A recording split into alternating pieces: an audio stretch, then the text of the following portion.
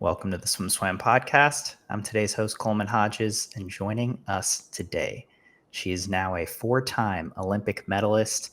She is the only Hong Kong athlete to win 4 Olympic medals. She's a world champion, world record holder, international superstar, and fashion icon. Today, we're talking to Siobhan Haughey. Siobhan, thanks so much for joining us. How's it going? Thank you for having me. It's good. I've been home since 2 weeks ago, so it's nice to be back.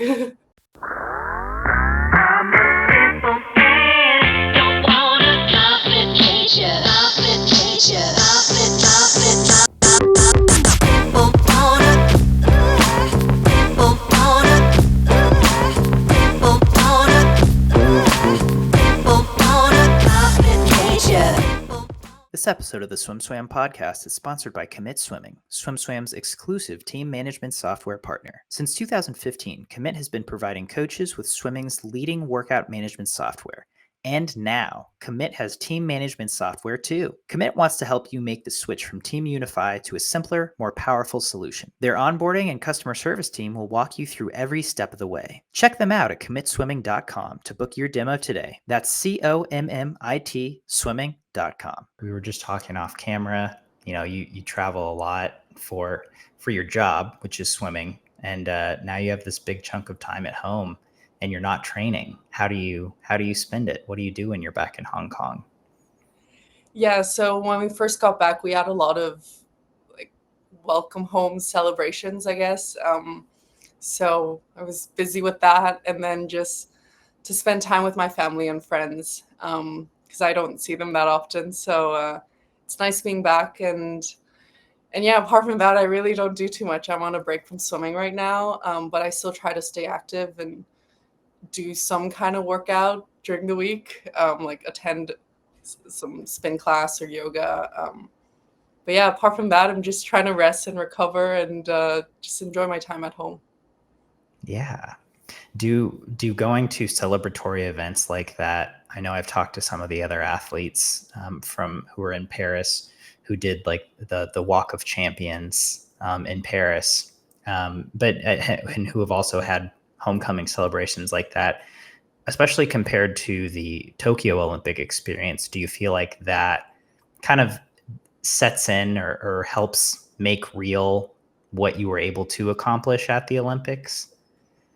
Yeah, I think so, definitely, because in Tokyo, actually at that time, I didn't I didn't think it was a problem racing with no crowd. I thought it was like, oh, I still did well. But that at this Olympics with the crowd and with the audience, it's just a completely different experience. And I love the fact that after you're done racing, you get to share that joy and that happiness with ev- other people. And it just makes it so much more real, like you said. And yeah, just like I was very happy. And then in Paris, a lot of people from Hong Kong went to watch, and they were really happy. And then back home, we did all these kind of celebrations, and you can just see the joy on their face, and you're like, oh wow, I didn't realize I could do something like that and make other people so happy, and some people were even crying. So it's like such a weird experience, but also gives so much more meaning to what you're doing. And it's I don't know, it's a weird feeling in a good way. Yeah, I mean, I'm as you're talking about that, I'm just kind of wondering, like, what is it like to be such an icon in your home, right? To have people know who you are and feel like they are kind of going on this journey with you. That kind of in one chapter of it just ended, right? And I'm guessing it ended on a pretty high note, and there's so much joy to be had, not just by you, but by hundreds of people you don't even know.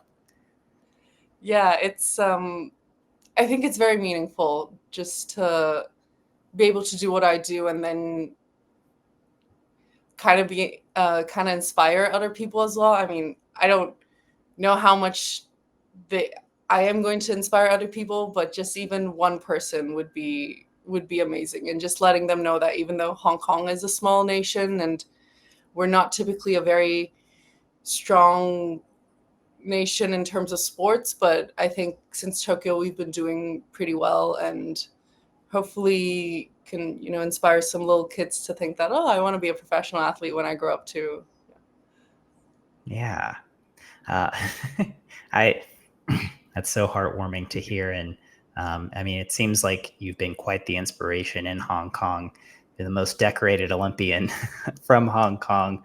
What does that piece of it mean, or has that even set in yet? Of winning 2 Olympic medals in Tokyo and then coming back and winning 2 more in Paris and doubling your overall total.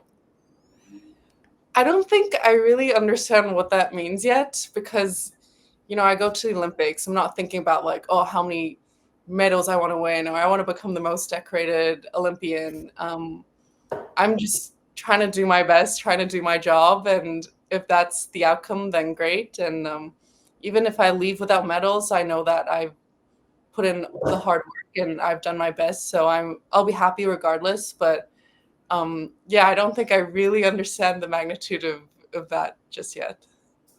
Yeah. So speaking of just the mindset and preparation that you have heading into an Olympics, especially compared to 3 years ago when you were coming into Tokyo, obviously just the whole world was in such a different place. How were you feeling, and how do you feel like the preparation work went for you coming into Paris, and then getting to Paris? And we heard a lot about the village and the buses and just kind of operating within the Olympic space itself. So how do you feel like that preparation went for you this time around? Yeah, I think this time was quite different than Tokyo. This is my third Olympics, so I think every Olympics experience was very different. For Rio, I was just 18. Honestly, I was just happy to be there, happy to have qualified, and wasn't really expecting too much. And then for Tokyo, I think I had more expectations, and people were aware of me, but they didn't have that much expectations on me. So I think I was kind of like, just trying to see what I could do. And then for Paris, obviously a lot more expectations from me, from other people. So I think um, going into Paris, the expectation level from the outside world is kind of similar to Fukuoka and to Doha, where people knew I was in the mix of being on the podium. And I think I had to really adjust my mindset going into it, just knowing that, it doesn't matter what other people's expectations are. I just want to make sure I am well prepared mentally and physically. So I think before going into Paris, we made sure I was in the right mindset and I had the right attitude going into things, and knowing that, I've done the work and I have to believe and trust myself. I think my biggest fear was that I haven't done enough. But then every time I say this, my coaches or teammates, they always ask me, okay, what more could you have done? What more training would you like to do? And I was like, I don't know. I feel like I've done everything. They're like, then yeah, that's your answer. You've done enough. You've done everything you need to do. So going into Paris, I was very confident with my training. I trust myself and I trust my coach. So yeah, and then we arrived in Paris, and before we arrived, we already heard a lot of things about the transportation, the village, and you get there and you're like, oh, it's all true. There's not enough food, not enough bus, everyone's standing, it's hot, the bus journey is long, but you just kind of have to deal with it. You think about like, oh, well, everyone's on the same boat, and thank goodness it kind of got better as the meet went on. But the first few days I was a little worried. I was thinking, oh no, like I can't be like this on race day. But yeah, I think just have to remember that there's only so much that you can control. You can control your race and what happens in your lane during that race, and everything else you just have to adapt. And yeah, I guess everyone sort of did the same thing, and yeah, it was quite an experience. Yeah, it seems so. And from the athletes I've spoken to, that's you have to adapt, right? You just kind of have to get take the cards you're dealt. In terms of, I guess, your training or preparation leading up to this, I think the model that you seem to have followed is so cool because you do travel so much. And I think in the United States, it's very common to like go to a meet per month and kind of go to mini meets that are close to where your training base is. And you kind of sometimes do the opposite of just going all over the world to all these different competitions. And I feel like that gives you a certain level of adaptability because traveling is long hours and sometimes eating food that is unnatural or you might not be your first choice. And did that level of preparation give you any kind of just peace knowing that you've done things like this before, you may have been in conditions similar to this before? Yeah, definitely. Because we travel so much. So, that travel days they never go according to plan, never go smoothly. So it's kind of expected that something will go wrong when you're traveling. And so when nothing goes wrong, you're like, oh, this is new. So I think because of that, we're just so used to sudden change. And we're used to, buses not coming, you have to wait longer hours, your suitcase doesn't arrive. So, all these different things, or eating food that you're not used to. So you always kind of have a backup plan, or even if you don't have a backup plan, you just say, oh, well, it is what it is. You just wait longer. Or, I think because we're so used to change and so used to being outside of our comfort zone, this lifestyle or this training style kind of, I think, really helped in big meets like this where things are very unpredictable. So I think like this training style is also kind of training your mindset a little bit. I mean, absolutely. I feel like if your mind doesn't start to develop a certain level of adaptability, if you're traveling that much, I know I would just crumble. I would wilt. I couldn't do it because traveling can be pretty intense sometimes, especially internationally, right? Just when you're going that many places and like that far out of your comfort zone. I certainly understand people who stay close to their training base or their home base, but then it's not as fun, It's nice to switch things up. Absolutely. I totally agree. And again, I really like the model that you and your team have seemed to adapt and use over the last few years. But so moving on to race day, you kind of you adapt to these conditions. You're in Paris, and then how were you feeling heading into that first individual event in the 200 freestyle? Yeah, I think don't really remember the heats that much, but I think I was pretty nervous because I've heard from other swimmers that like, oh, the crowd is amazing, and you walk out and you see everyone sitting there. Um, but I always like to use my first event as like a test run, just to do everything that I probably wouldn't do in the finals. And when I walked out, I just try to make sure I looked at the crowd and looked at the audience to soak up all the energy. And it was truly amazing feeling. Like you walk out and you're like, wow, this is, I'm here. Like I've made it. And you see everyone there and you hear the crowd. It's insane. So I don't really remember how I swam in the race, but my goal was just to make it to semis, and yeah, that's what I did. But I just remember that feeling of walking out and you're like, wow, like I'm here. I'm here. And then, I mean, how do you feel like you adjusted to that, or did things differ moving from prelims to semis to finals in that race? Yeah, I think like all along, like my goal is just to make it to the next round. So in heats, was just thinking about making semis, and semis was just thinking about making finals. Um, I think we had like a strategy and a plan of what I want to do, and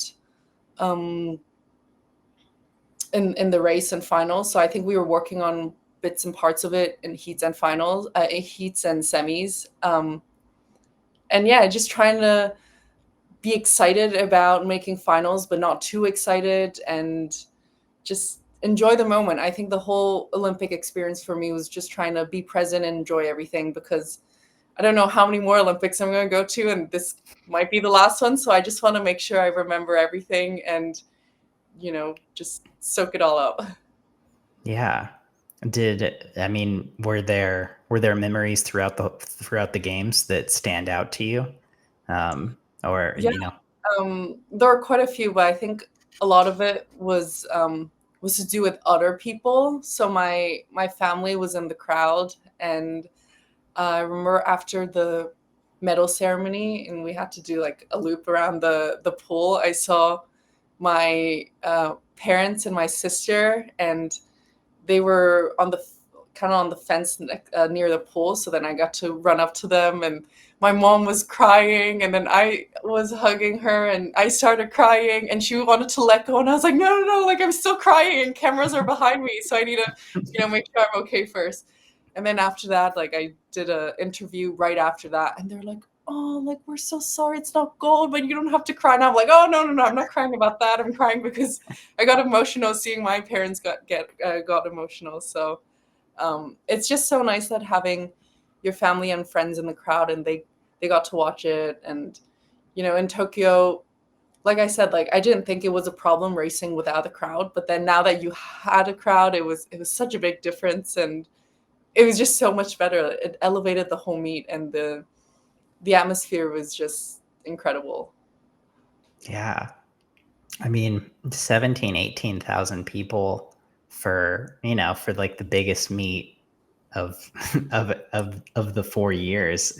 It's really cool. And it seemed like everyone got to enjoy that and feed off of it, whether the crowd was cheering specifically for them or just in general, Yeah, which is really great.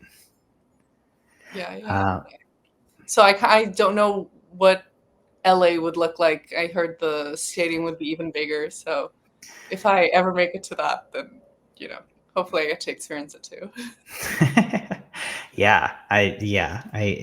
It's exciting that this bar has been set, because hopefully it keeps getting raised and getting raised. And from what we've heard about LA so far, it's going to be in SoFi Stadium, and hopefully it'll be, the crowd will be even more crazy, which is cool. In terms of, so just going back to your events, the 200 versus the 100 heading into this meet, and then I guess as the meet kind of went on, was there one that you were more excited for or had more anticipation about? Not really. I think my training is very 200 focused, and we think that this 200 training really helps with my 100 free. So it's not like I'm purely focused on the 100 free or something like that. But yeah, I think I wanted to make sure that my emotions didn't fluctuate too much during the whole meet, because it's a very long meet. It's 9 days, and you want to make sure that you maintain your energy level so that you can last the whole meet. And after the two free, like I was hoping for a little faster time, but I was still happy with it and happy with the bronze medal. But that night I just couldn't sleep, because the two free was the last event. And after the race, you had the medal ceremony, warm down, drug testing, interviews. So I think I didn't go to bed until like 2 a.m. or something, because I was still on that adrenaline high. And then I had the 100 free heats the next morning. So that was a little tough to manage, but I kept trying to tell myself, like, hey, like that race is over. You need to focus on the next one now. And yeah, seeing how I did in the 200, I think knowing that I could have gone a little faster, or wanting to go a little faster in the 200, I think it made me just want to go even faster in the 100. And honestly, I didn't know how close the 100 free final was until maybe an hour after the race. I finally had time to look at the results, and I was like, "Oh wow, this is a lot closer than I was expecting." Um, but yeah, overall, I was still, still happy with how I did. Specifically in that 100 freestyle, I mean, that was I to me one of the most loaded races we've ever seen. I mean, you had world champions, world record holders. Yeah, I mean, it was so stacked, and that it was on such an exciting. I think day 5 of that meet was the most exciting day of Yeah. the meet in terms of racing. I mean, you had Leon doing his double. You had both 100 freestyles. I mean, there was a lot happening. So to kick off that session with that race, how was your mindset heading into the 100 free final versus the 200 free? Were you more nervous? Were you more confident and calm and collected? I wouldn't say I was more nervous. I think for both of my races, for finals in the call room, I felt very confident and very not nervous, because I knew that I've already done all the work. Like right now is just to enjoy and see what my body can do, because there's honestly at that point there's not much that I can change. Like whatever is gonna happen is gonna happen. So I was in the call room and just sitting there, and like all the girls were talking to each other, laughing about some silly things. And in both finals, when I walked out, I made sure I really looked around, um, and I saw a lot of Hong Kong flags in the crowd, like a lot of them. At one point, I thought, like, is this meet in Hong Kong right now? Because the amount of Hong Kong people who showed up was insane. And people had banners and like my face cut out and all that. And I think especially in the 100 free, I walked out and I was like, wow, like this is amazing. Like I just I especially when I walked out, I was not nervous at all. I was just like, yep, this is exactly where I need to be right now, and I'm going to enjoy this moment. And I knew exactly what I had to do, what my race plan was, and I try to execute that. And when I was swimming, I just let my body do its thing, and try not to overthink it. And yeah, so I wouldn't like honestly for both of my races, I wasn't really that nervous. I was just more confident, I guess. Yeah. Yeah. Do you in the 100 free, do you feel like you were able to execute as you would have liked to? Yeah, I think so. I think maybe I was hoping for a little faster last 50. But honestly, when I was swimming, I couldn't really see anyone. I couldn't see anything. I didn't know what was happening. I didn't know where other people were. I was just, you just put your head down and race to the end. And yeah, like I really didn't realize how close that was. And yeah.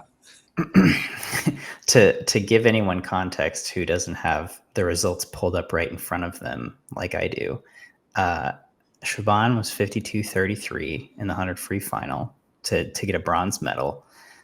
Molly O'Callaghan went 52:34 so 1/100th behind her. Silver was 52.2 and gold was 52.1.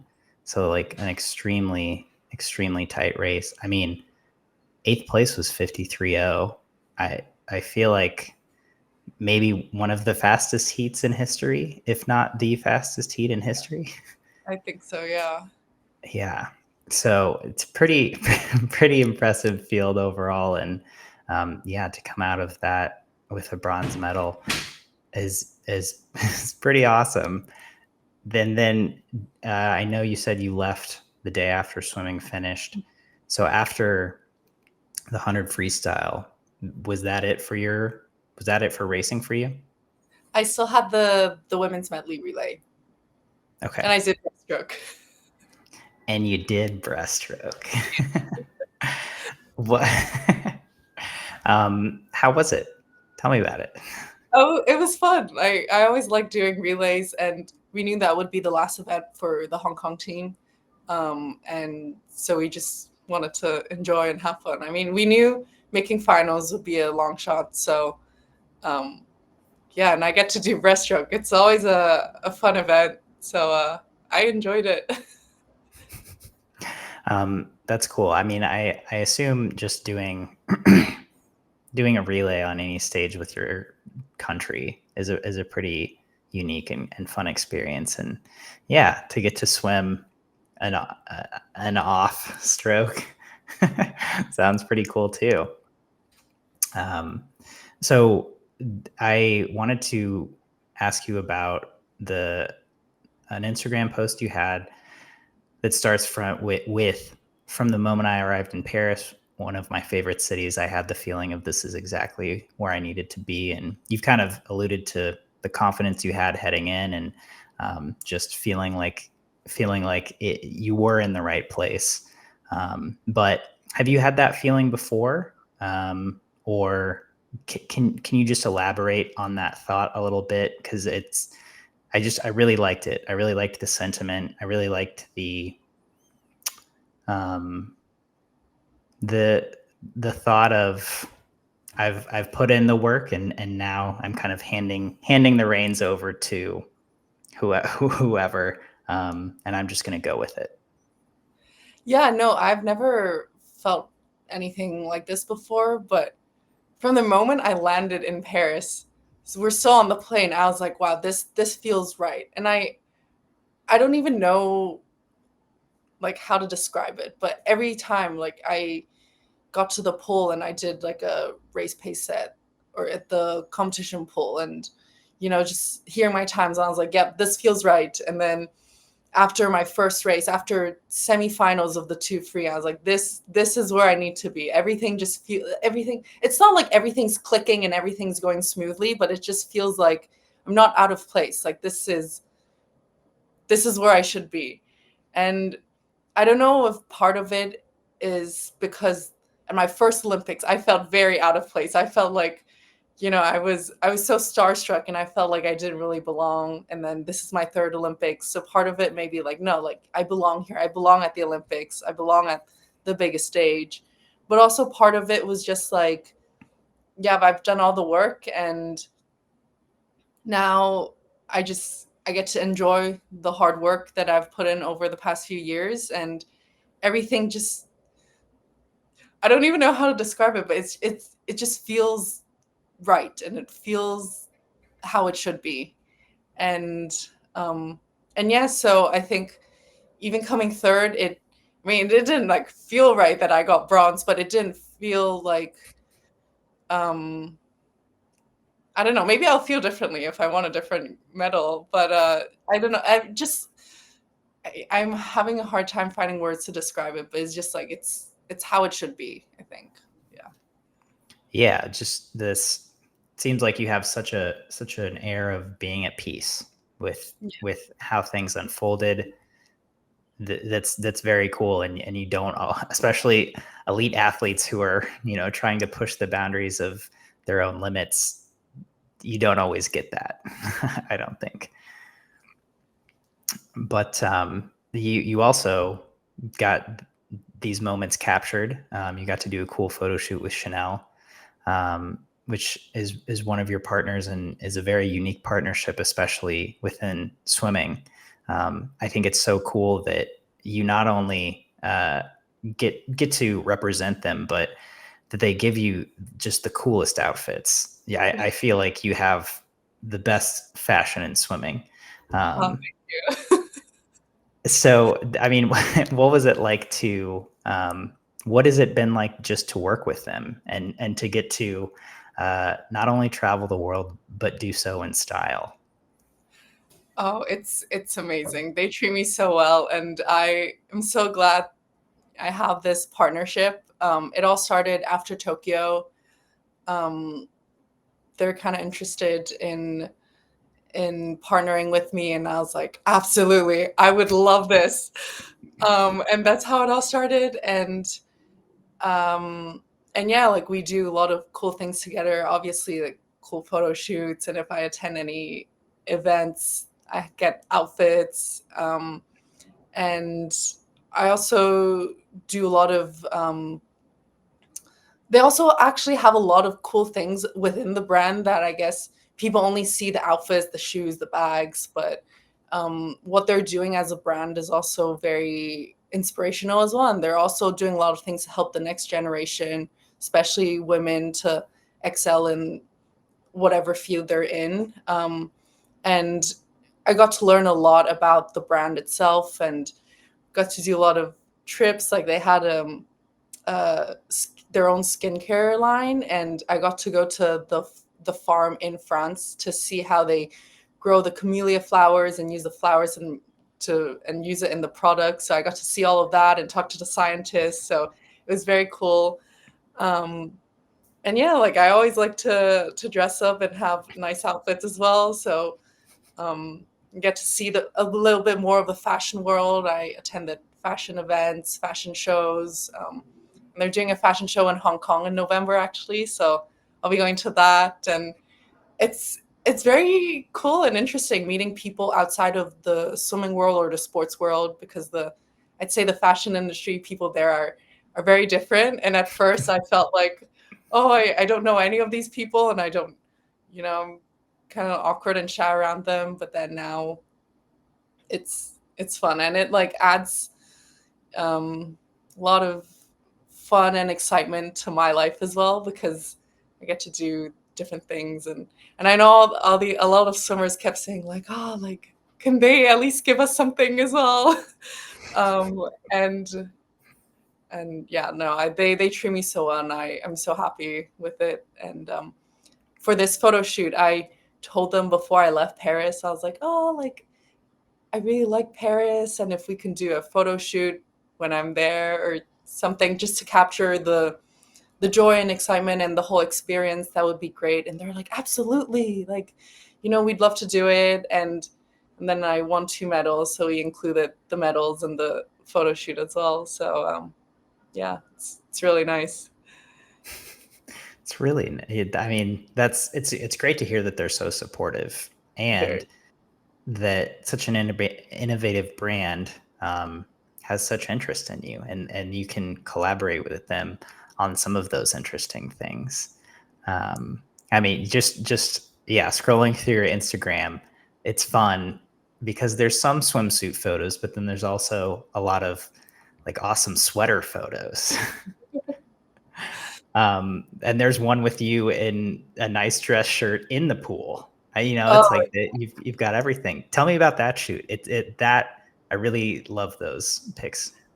yeah, so my partnership with Chanel, we want to make sure that everything that we do, it's a reflection of me and not like a, a like a impersonated version of me. Like we want to make sure everything is very authentic. So it's mostly very natural and very, swim related, sports related, and all that. So for that shoot, we were shooting for their watch J12, and the J12 watch, it's made of ceramic, and it's very hard and sturdy, and it can resist.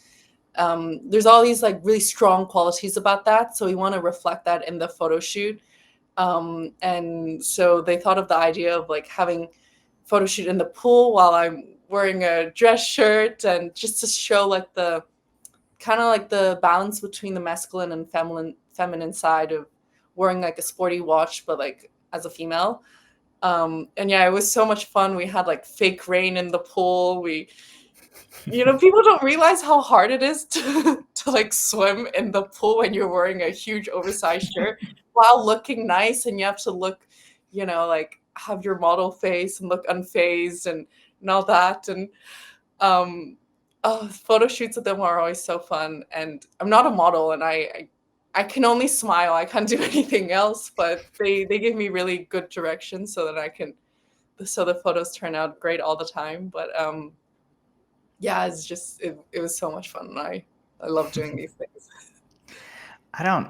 I talk to athletes about photo shoots for like suits, but I don't feel like people realize how intensive photo shoots can be, and I'm wondering what one is like with like a real fashion brand. Yeah, it's always really awkward at first because you're not quite sure what the direction of the photo shoot is, what the photographer wants, and you're not you I don't know how to pose. I don't know what to do with my hands and my legs. Like if it's in the pool, it's a little better because I can just float around and do my thing and then they'll capture something. But if you're in a studio or standing shot, I really don't know what to do. So I rely heavily on the photographer and his idea and what he wants to bring to life. And if there are photo references, that's a lot easier. But still, it's hard and tiring. And a lot of times, you hold a pose for so long, but you just make micro movements of like your head, your shoulder, your fingers, and they're always like, "Relax your fingers." I'm like, "They are relaxed. What do you mean?" And they're like, "Well, they don't look relaxed." So I think maybe being an athlete, you're so used to being like a little stiffer. So then when you actually have to move your body in like an elegant way, it's a lot more challenging. But yeah, I think as long as you have a good photographer to guide you, or at least someone to guide you, it's better. But still, it's not easy, especially when you have different outfit changes and each outfit has a different vibe and different pose. Um, but yeah, that's why I'm not a model. I'm a swimmer. Relax your fingers is such a specific piece of direction that I would not have expected. Yeah, but it's yeah, again, it's like really interesting to hear about just because, yeah, we're swimming people, like we're not exposed to this very much. And so it's so lovely to hear that your partnership with them has been such a cool thing for you. Yeah, no, I really, really enjoy it. And I think because in Hong Kong, we don't have that many elite athletes. So the ones who make it to the news, we get quite a lot of attention. And I think in the past 2 or 3 Olympics, the status of athletes, like we have good reputation. So a lot of big brands and companies would like to work with athletes. And I think it's good for the sport in general to promote the athletes, and it's good for the athletes themselves because you don't make that much being an athlete, so we need other source of income, and it's great that the public in general respects athlete, and yeah, that's how this partnership happened, and I'm so grateful for it. Yeah. So just, you've been at home for a couple weeks now. What's the plan moving forward, if there even is one?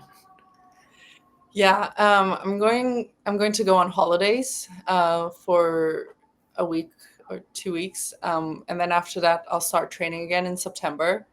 I'm definitely doing all the World Cup and short course worlds, and then after that, we'll see what happens. I haven't thought it through yet, but I know for sure I want to continue until the end of the year, and then decide what I want to do after that. Yeah. Do are you still going to be training with Tom? And if so, where will that occur?